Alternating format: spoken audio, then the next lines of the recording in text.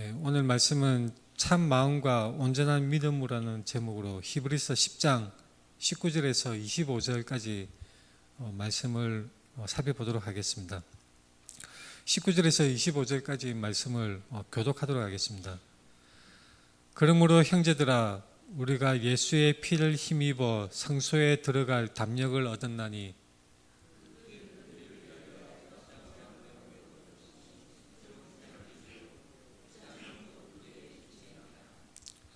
또 하나님의 집 다스리는 큰 제사장이 계심에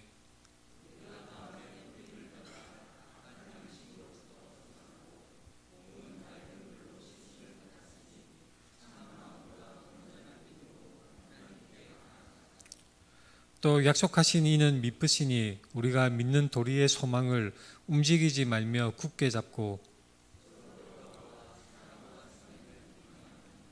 같이 읽겠습니다.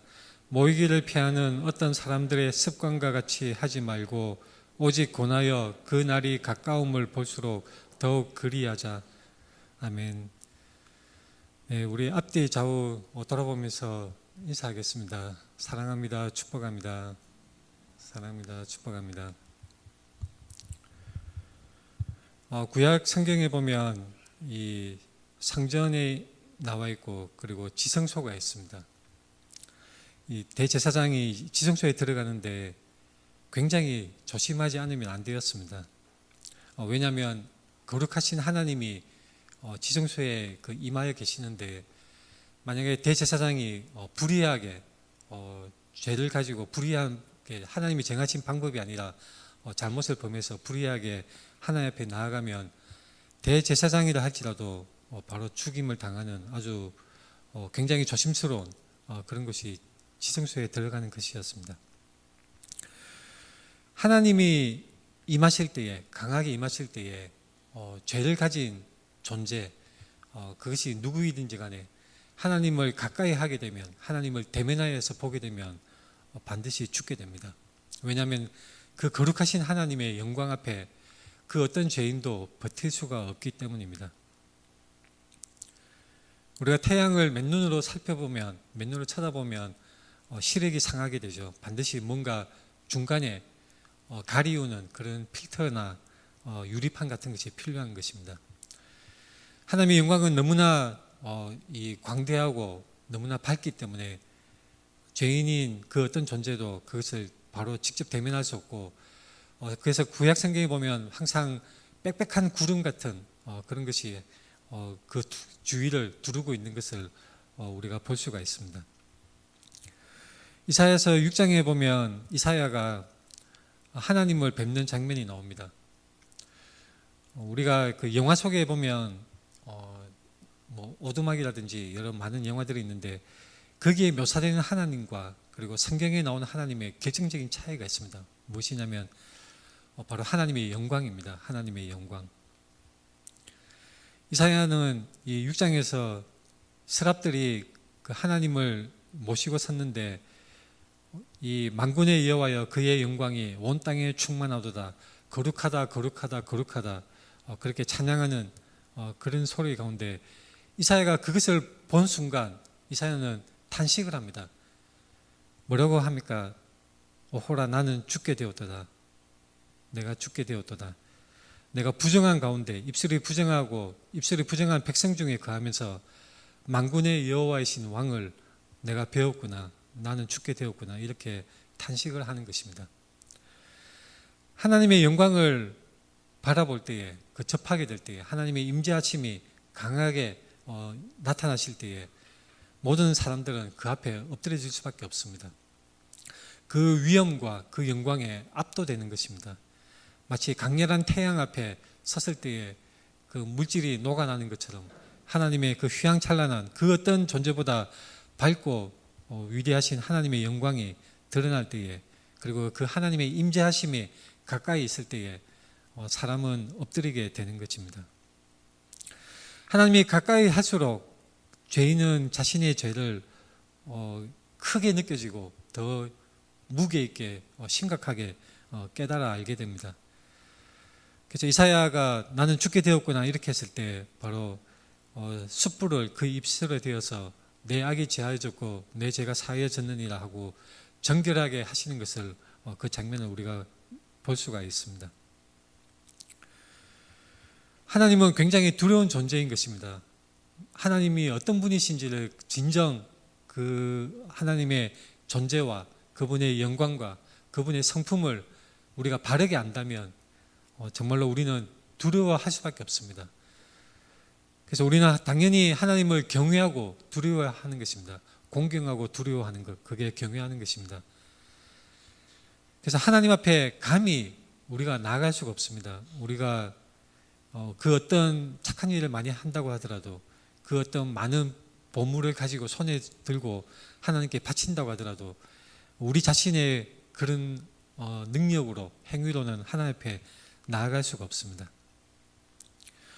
하지만 오늘 본문 히브리서 10장 19절에서는 분명하게 이렇게 말씀합니다. 형제들아, 우리가 예수의 피를 힘입어 성소에 들어갈 담력을 얻었나니, 우리는 담대하게 이 성소에 하나님을 만나기 위해서 하나님의 임재하심 속에 우리가 들어갈 수 있는데, 어떻게 할 수 있느냐? 바로 예수의 피를 힘입어서 할 수가 있는 것입니다. 우리는 은혜의 보좌 앞에 담대히 나아갈 수가 있습니다. 우리의 착한 행실로, 우리 착한 성품을 하는 것이 아니라 바로 예수 그리스도를 붙들고 그분의 그 보혈의 은혜를 힘입어서 우리가 하나님 앞에 나아갈 수가 있는 것입니다.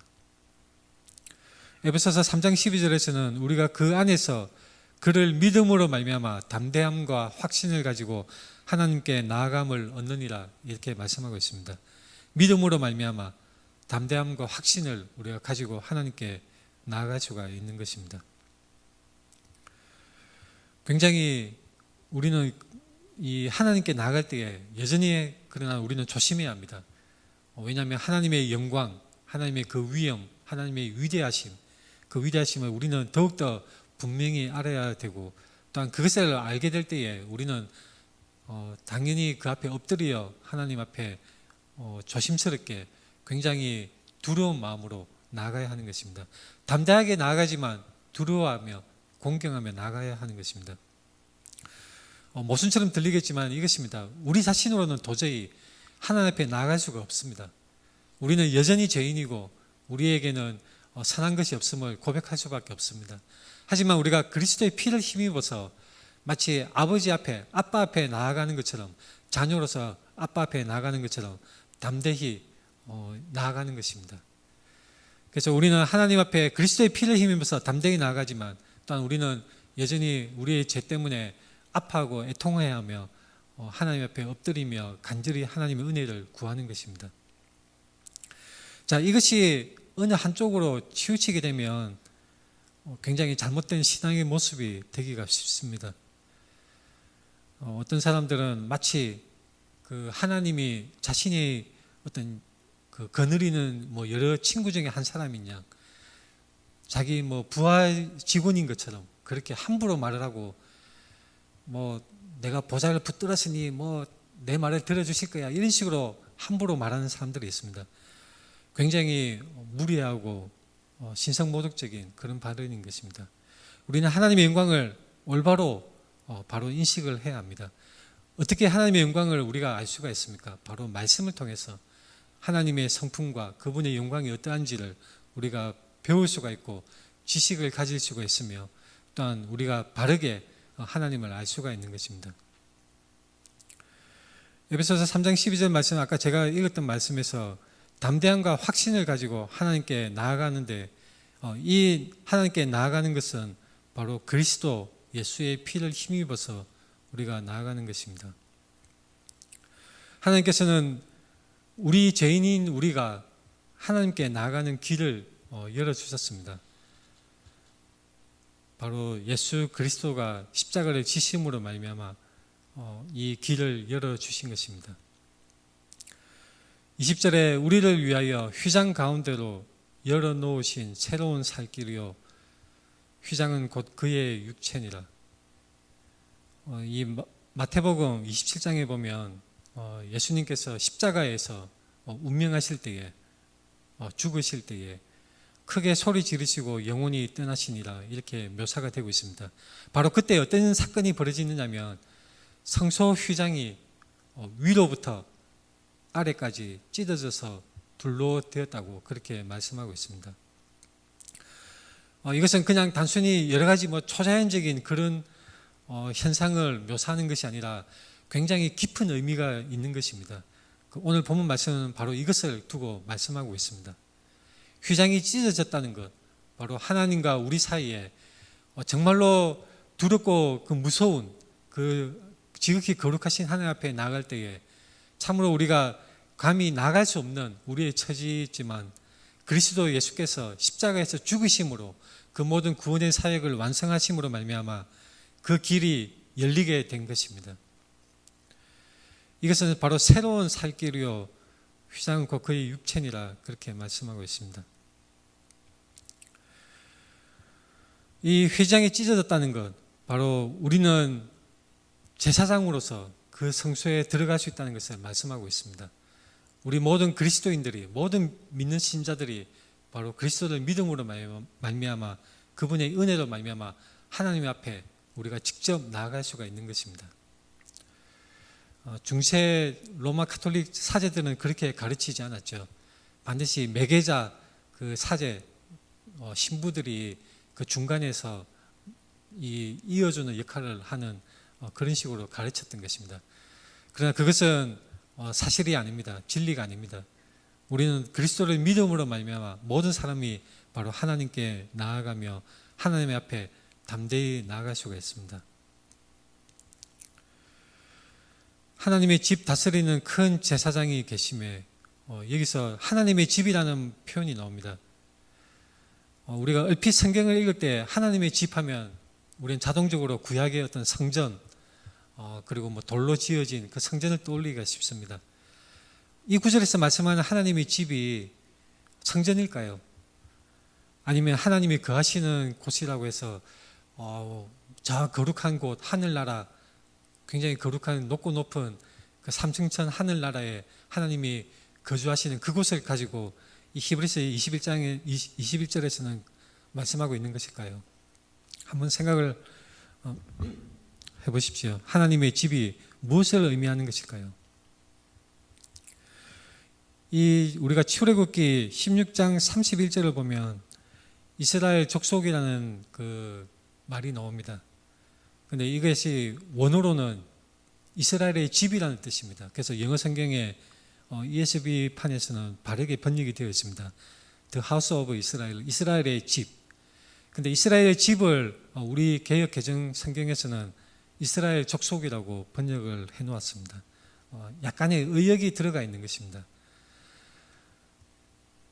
하나님의 집, 이스라엘의 집 이렇게 집이라고 할 때 그 원어의 벳인데 이 벳이 집이라는 뜻을 직접적으로 가지고 있지만 이것은 또한 어떤 뜻을 가지고 있습니까? 민수기 12장 7절에 보면 내 종 모세와는 그렇지 아니하니 그는 내 온 집에 충성함이라. 자, 이 집이 그 돌로 쌓아 올린 성전을 말하는 것일까요? 성전을 충성했다, 성전을 잘 청소했다, 또는 성막을 잘 정비를 하고 보살폈다 그런 의미일까요? 그렇지 않습니다.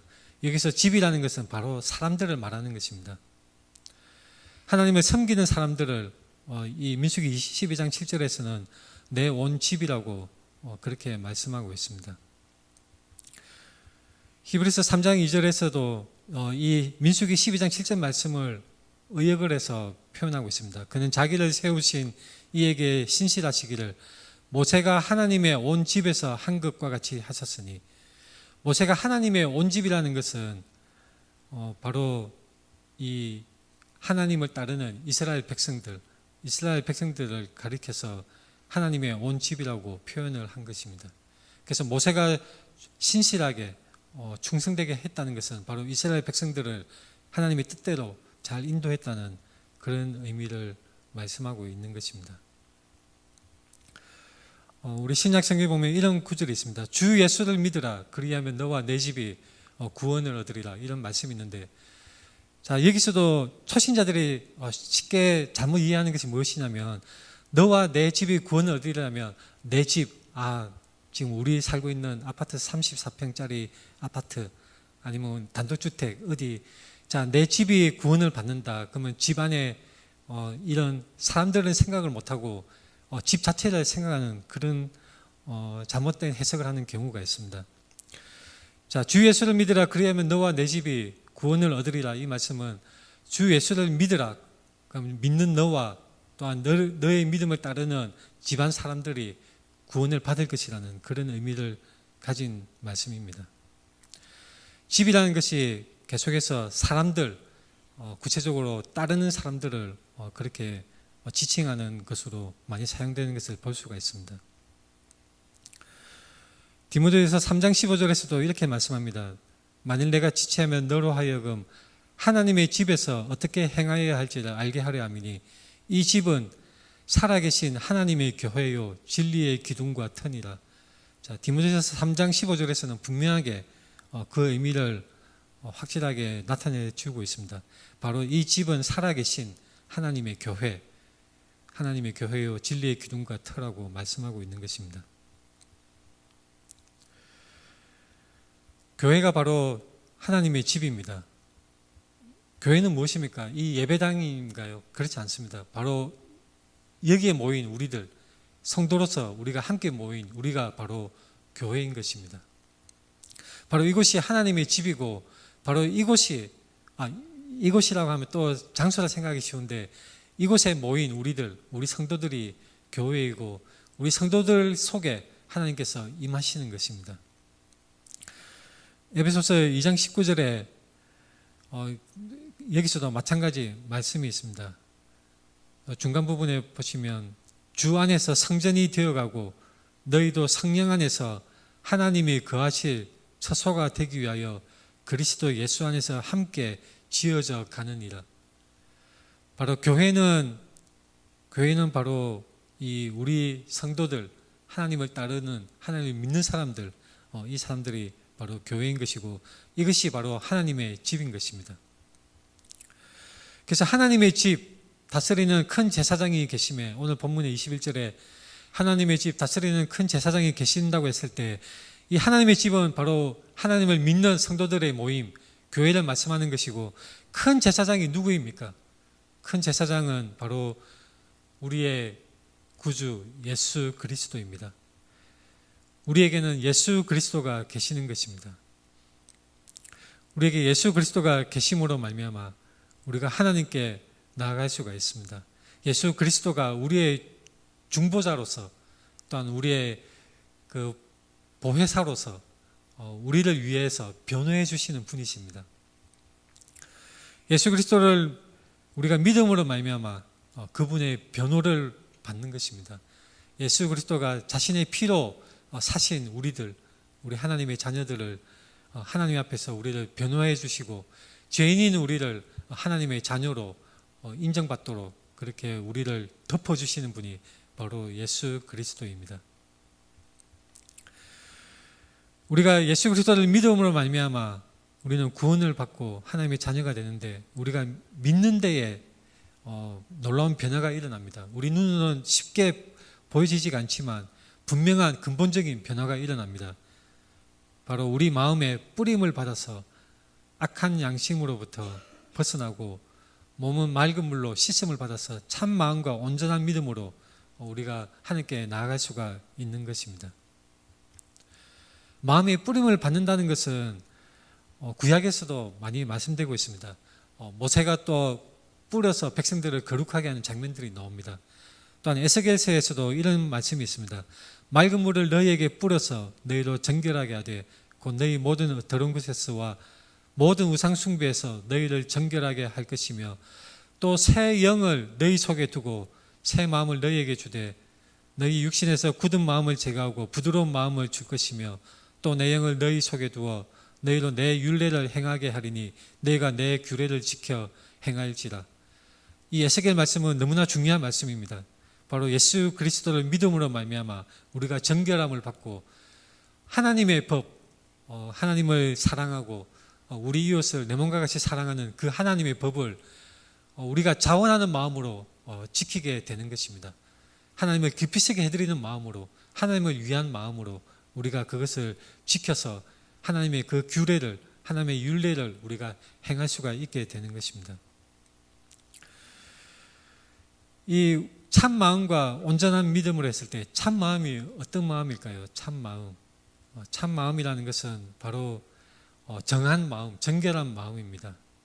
이것에 반대되는 마음이 히브리서 3장 12절에 말씀하고 있습니다.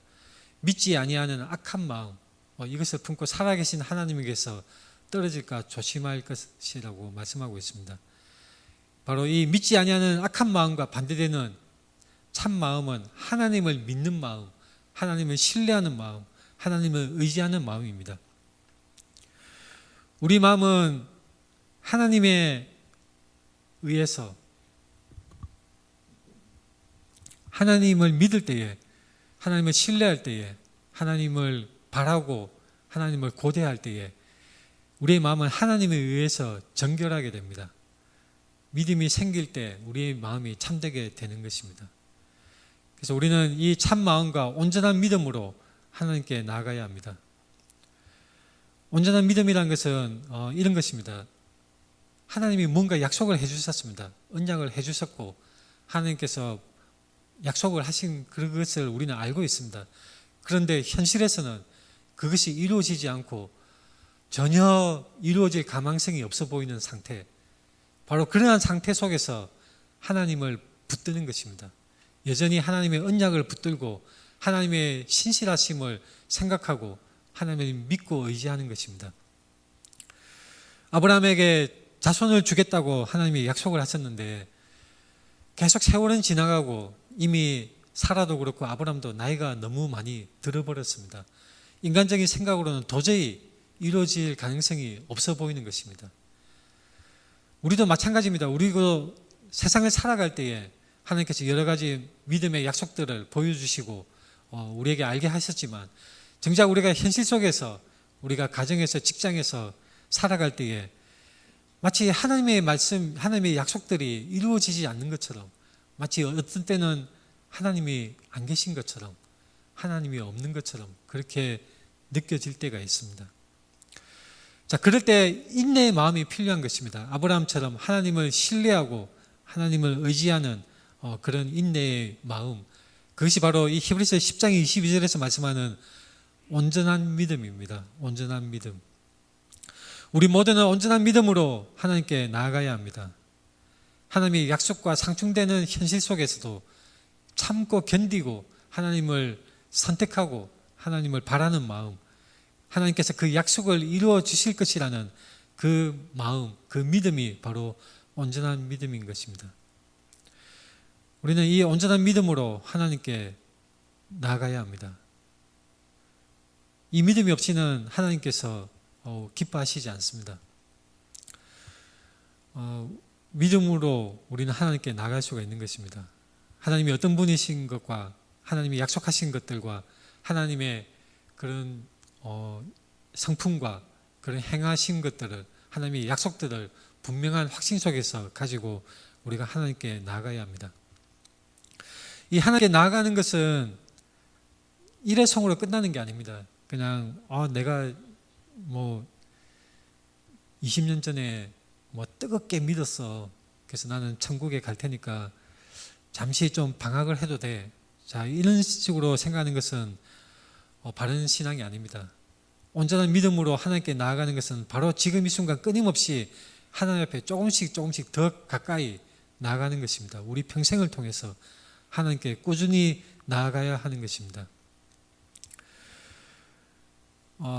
이 몸부림을 치지 않고 헤엄을 치지 않으면 그냥 강물에 떠내려갑니다. 우리는 끊임없이 최선의 힘을 다해서 하나님을 향해서 나아가야 합니다. 이 히브리서 오늘 본문 말씀에 23절부터 우리가 어떻게 살아야 할지를 또한 말씀하고 있습니다. 약속하신 이는 미쁘시니, 미쁘다고 할 때 어떤 분들은 이것이 이쁘다 이렇게 생각하시는 분들도 있는데, 미쁘다는 것은 믿을 만하다는 뜻입니다. 믿을 만하다. faithful이라고 하는 믿을 만하다, 신뢰할 만하다, 그런 의미를 가지고 있습니다. 그래서 우리가 믿는 도리의 소망을 움직이지 말며 굳게 잡고 신앙생활을 해야 합니다. 도리의 소망으로 나와 있는데 이것은 소망의 고백을 대해서 우리 성경에서는 도리의 소망으로 표시를 했습니다. 우리 소망의 고백, 신앙의 고백입니다. 바로 우리가 믿는 바, 우리가 하나님의 말씀 앞에 우리의 반응하고 우리의 믿는 바를 하나님 앞에 고백을 하는 것, 바로 우리가 가진 교리, 우리가 가진 성경의 말씀, 그 말씀의 지식 앞에서 우리가 신앙의 고백을 가지고 하나님 앞에 나아가는 것입니다. 서로 돌아봐 사랑과 선행을 격려하라고 또 말씀하고 있습니다. 우리는 성도 간에 서로 돌아봐야 하는 것입니다. 사람의 입을 통해서 우리가 또한 하나님의 말씀을 듣는 경우가 있습니다. 어제 그 김인호 목사님께서 우리나라에 들어오셨습니다. 그래서 들어오셔서 그 지방의 권희철 목사님과 이 김인호 목사님이 두 분이 고 양민철 목사님 수목장 묘지에 다녀오셨습니다.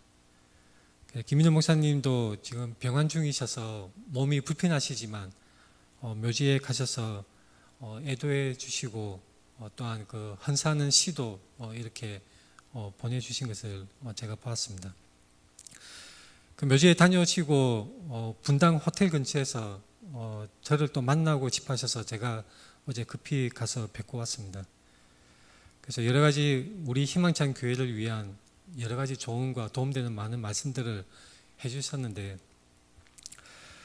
제가 그때 어떤 느낌이었냐면 저의 고민과 근심 속에 마치 하나님께서 김인호 목사님과 권희철 목사님을 통해서 도움의 말씀을 저에게 들려주시는 것 같은 그런 느낌을 제가 받았습니다.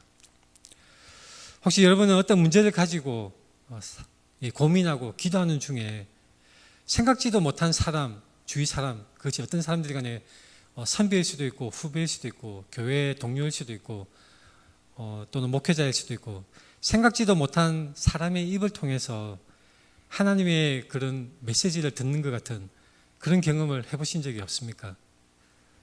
저는 어제뿐만 아니라 여러 번 경험이 있습니다. 제가 고민하고 기도할 때에 전혀 생각하지 못한 상황에서 사람의 입을 통해서 마치 하나님이 나에게 메시지를 주시는 것 같은 귀가 번쩍 뜨이고 눈이 번쩍 뜨이는 것 같은 그런 무릎을 탁 치게 하는 그런 깨달음을 주는 그런 메시지를 듣는 경우가 있습니다.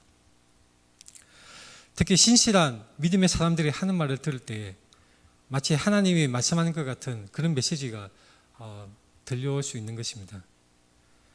하나님의 메시지는 심지어 악한 사람들, 도저히 하나님의 말씀을 전하는 메신저로서의 자격이 없는 악한 사람들이라 할지라도 때로는 필요하다면 하나님께서 하나님의 메시지를 전하는 그런 도구로 사용하시기도 합니다.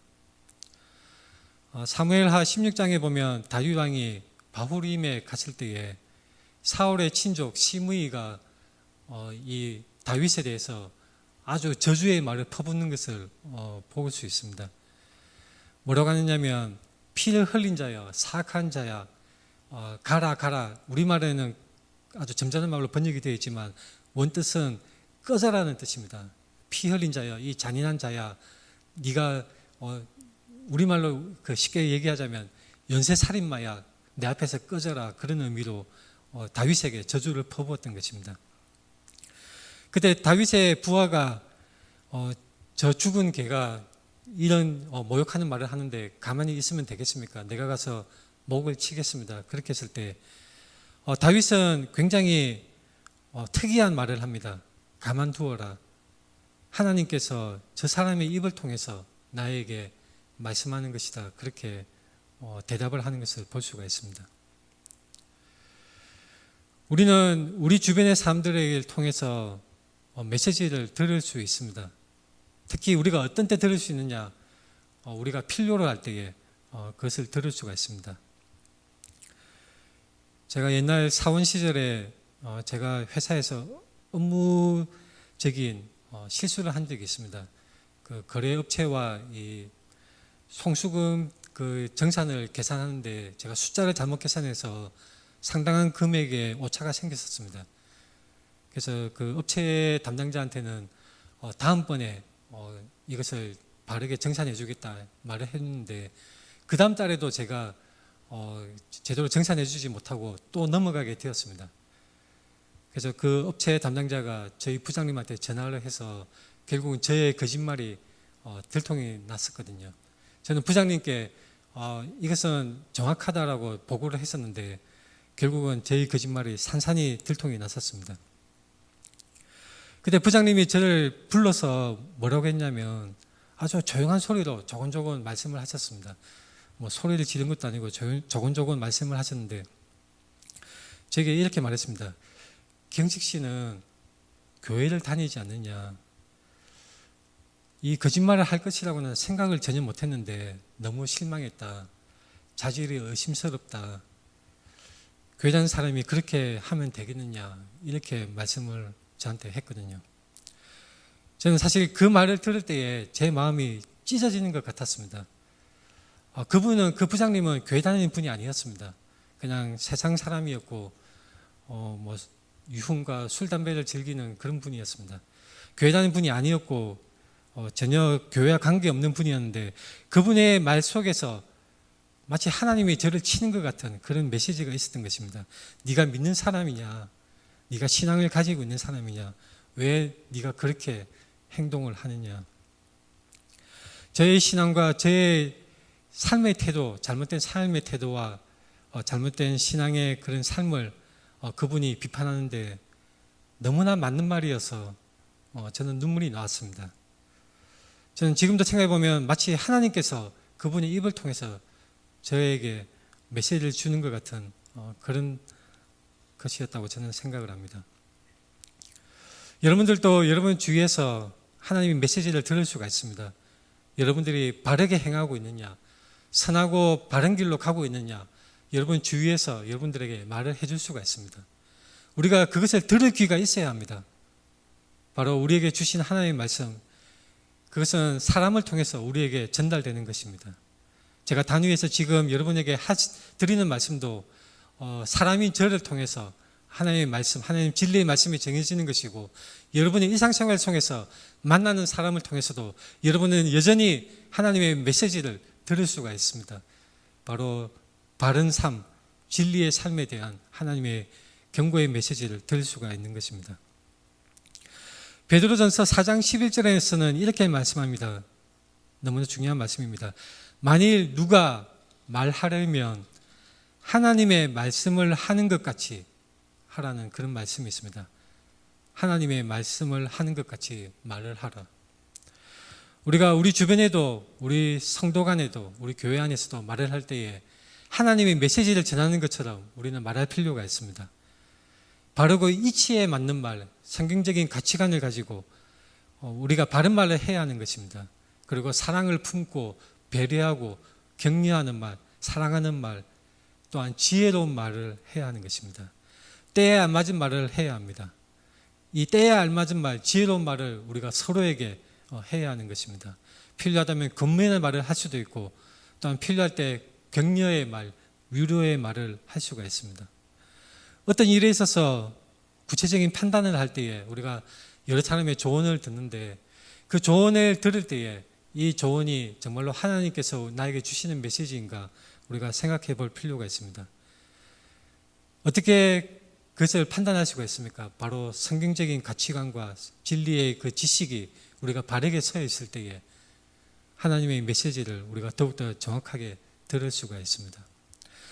이러한 하나님의 말을 하는 것처럼 우리가 서로 말해야 합니다. 이런 말을 우리가 서로 말을 해야 되는데 바로 이것이 24절에서 말씀하는 서로 돌아보아 사랑과 선행을 격려하며 바로 이것에 적용될 수 있는 그런 내용들입니다.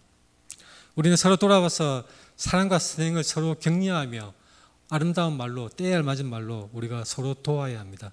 또 우리는 기도로서 도와야 합니다. 기도만큼 강력한 것이 없습니다. 우리가 우리 주변을 위해서 우리가 아는 모든 사람들을 위해서 끊임없이 기도하고 이 도고 기도를 힘써서 해야 하는 것입니다. 마지막으로 25절에 보면 모이기를 피하는 어떤 사람들의 습관과 같이 하지 말고 오직 권하여 그날이 가까움을 볼수록 더욱 그리하자.